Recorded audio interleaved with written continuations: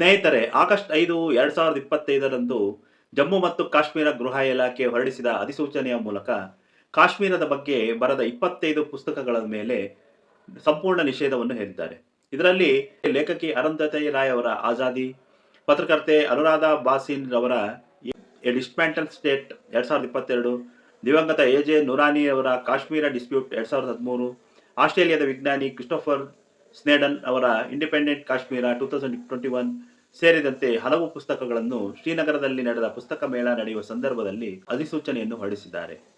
ಗೃಹ ಇಲಾಖೆಯ ಪ್ರಧಾನ ಕಾರ್ಯದರ್ಶಿ ಚಂದ್ರಶೇಖರ್ ಭಾರತಿ ಹೊರಡಿಸಿದ ಅಧಿಸೂಚನೆಯಲ್ಲಿ ಈ ಪುಸ್ತಕಗಳು ಪ್ರತ್ಯೇಕವಾದವನ್ನು ಪ್ರಚಾರ ಮಾಡುತ್ತವೆ ಎಂದು ಆರೋಪಿಸಲಾಗಿದೆ.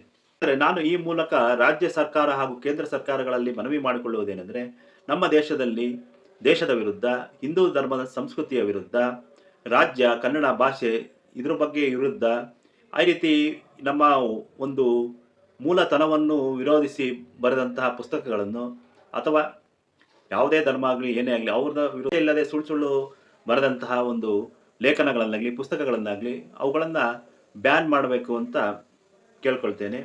ಜೊತೆಗೆ ಇತ್ತೀಚೆಗೆ ಹೊಸದಾಗಿ ಬಿಡುಗಡೆ ಆಗುವಂಥವಕ್ಕೂ ಒಂದು ನಿರ್ಬಂಧವನ್ನು ಹೇರಿ ಅದರಲ್ಲಿ ಈ ರೀತಿ ಯಾವುದೇ ಕಂಟೆಂಟ್ಗಳಿಲ್ಲ ಅಂದರೆ ಅದನ್ನು ಬಿಡುಗಡೆ ಮಾಡೋದಕ್ಕೂ ಅನುಮತಿ ನೀಡಬೇಕಾಗಿ ಕೇಳ್ಕೊಳ್ತೀನಿ.